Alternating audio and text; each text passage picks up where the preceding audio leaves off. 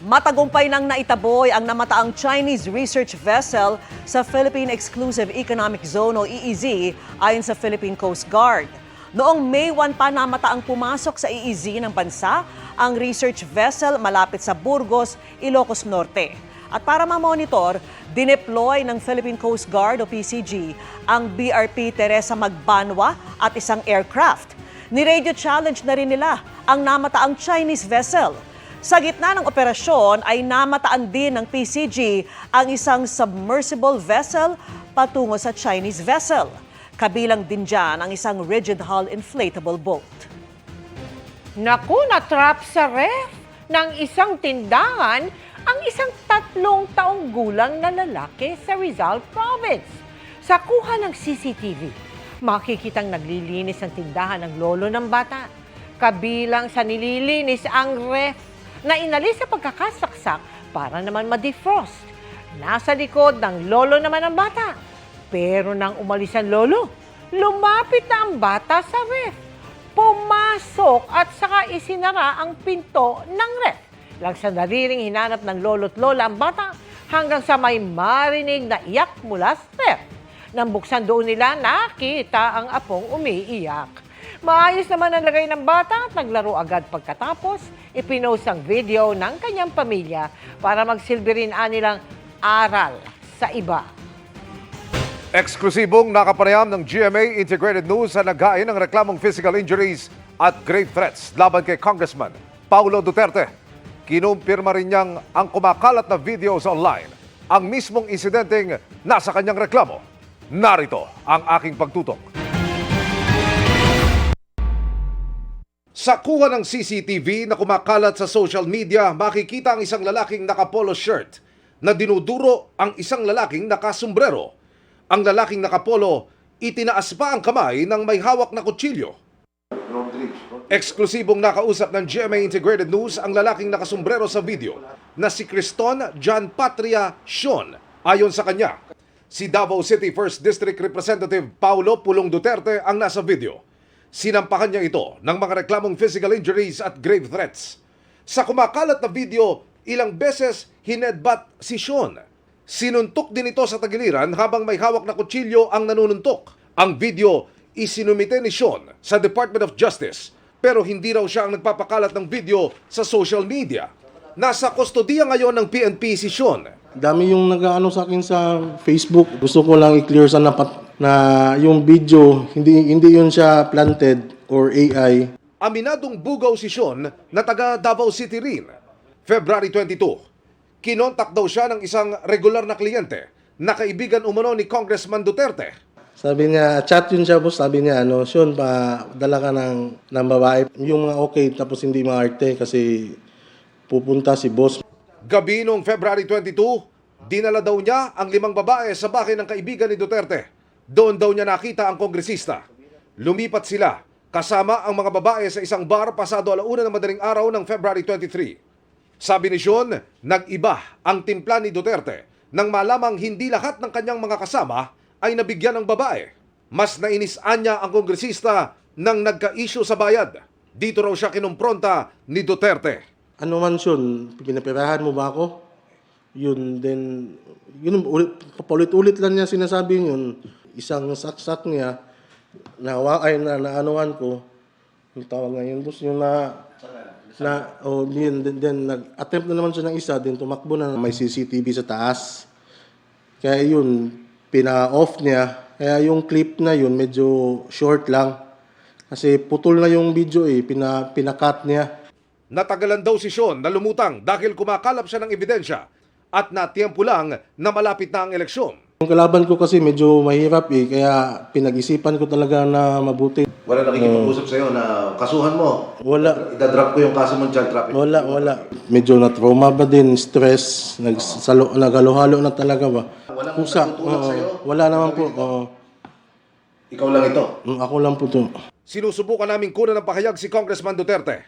Pero nauna na niyang sinabi nitong weekend na ino-authenticate pa ng kanyang mga abogado ang kumakalat na video.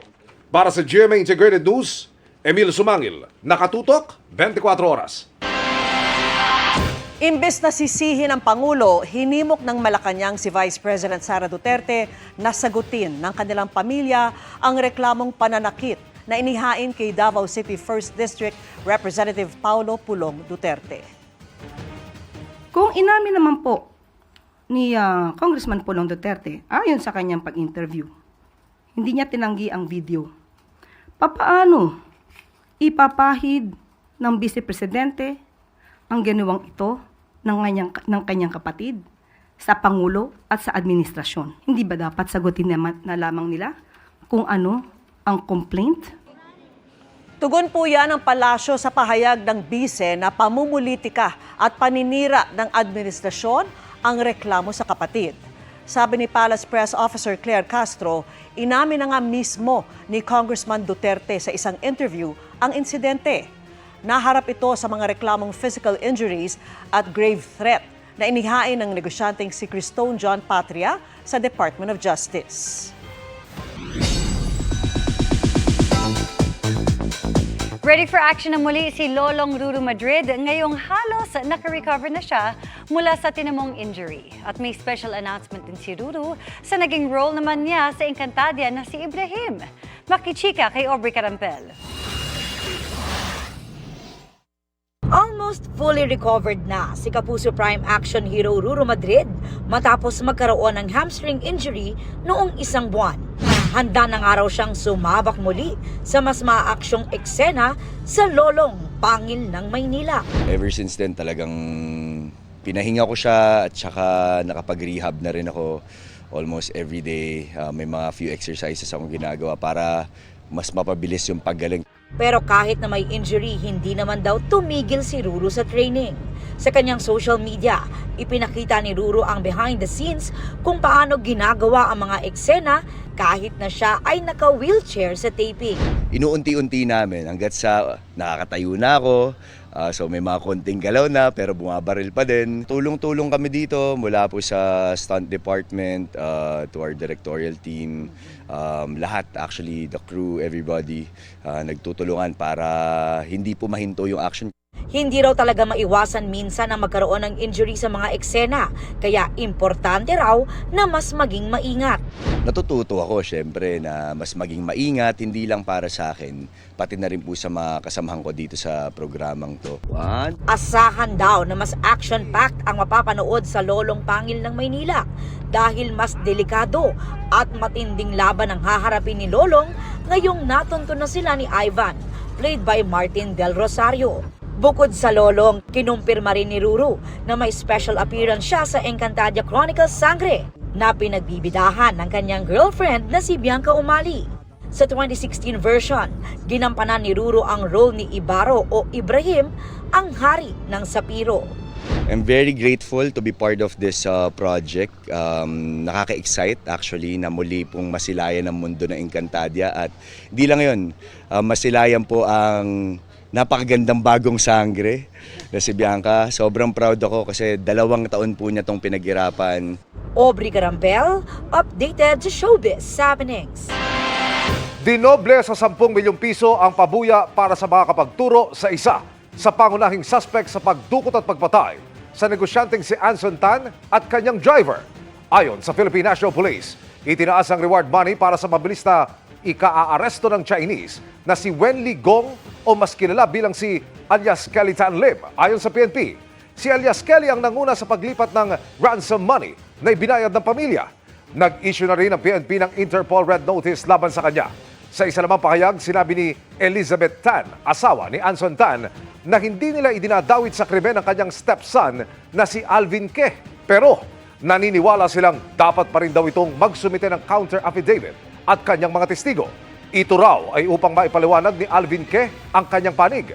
Matatanda ang kasama si Alvin Ke sa mga pinaiimbestigahan ng PNP nang magbigay ito ng referral letter sa Department of Justice kaugnay ng kaso. Pero kalaunan ay iniatras din ito. Gayunpaman, tinukoy ng byuda ng pinaslang na negosyante na batay umano sa rules ng DOJ, hindi maaaring basta na lamang bawiin ng PNP ang kaso sa isang suspect kung hindi pa ito nakakapagsumite ng counter affidavit. Ayon naman sa PNP, isinama lang daw nila sa investigasyon si Alvin Ke dahil pinangalanan siya ng isa sa pangunahing suspect Pero lumabas naman nila na wala talaga itong kinalaman sa krimen. In need of a well-deserved vacay, si Sanya Lopez kasunod ng iba-ibang projects. Kabilang dyan ang samahan ng mga makasalanan na sinuportahan din ng kapatid na si Jack Roberto. Ang pinaplanong reward ni Sanya for her hard work, alamin sa chika ni Nelson Canlas. Katatapos lang ng halos isang buwan na trabaho ni Sanya Lopez sa Japan. At ngayong May, fully booked pa rin ang kanyang schedule. Kaya naghahanap daw siya ng chance na humingat mag-unwind ngayong tag-init. Baka mag-Bali ako, baka mag-beach. Parang sabik na sabik ako sa dagat. Kasi after ng sangre, diretso ako sa kabilang trabaho ulit. So, ano naman, which is blessing, excited ako and happy ako lagi. Pero iba pa rin yung feeling na binibigyan mo rin ng, syempre minsan ng relaxation yung sarili mo para ready ka mag-work sa susunod. Habang nagpa-plan ng beach trip, patuloy ang pag-ariba sa sinihan ng samahan ng mga makasalanan. Malaki ang pasasalamat ni Sanya at almost 3 weeks na simula ng ipalabas, may mga nanonood pa rin. Mix yung emotion nila, naging masaya sila, nagkaroon sila ng realization. So, yun yung gusto namin, syempre, ma-receive na komento ng ibang tao, syempre, after mapanood yung pelikula. Sa special screening nitong Sabado, special guest ni Sanya ang kuyang si Jack Roberto. I heard good feedback sa pelikula nila, tsaka nakita ko yung teaser na curious din ako. Nelson Canlas, updated sa Showbiz Happening. At yan ang mga balita ngayong Lunes. Ako po si Mel Tiangco. Ako naman po si Vicky Morales para sa mas malaking misyon. Para sa mas malawak na paglilingkod sa bayan, ako po si Emil Sumangil. Mula sa GMA Integrated News, ang News Authority ng Pilipino, nakatuto kami 24 oras.